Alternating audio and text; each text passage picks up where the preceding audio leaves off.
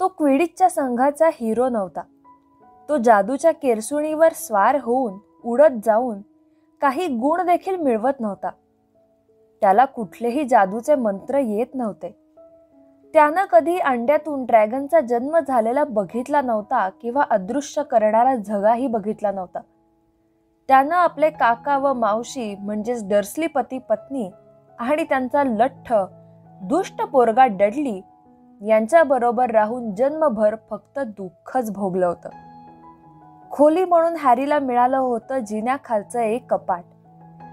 तिथल्या 11 वर्षांच्या वास्तव्यात कधीच कुणीही त्याचा वाढदिवस साजरा केला नव्हता.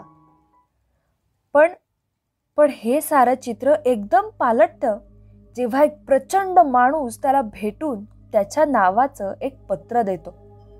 त्या पत्रात हॅरीला अशा एका गूढ जागेचं निमंत्रण असतं जे हॅरी आणि त्याची ही कहाणी वाचणारा कुणीही कधीही विसरू शकणार नाही.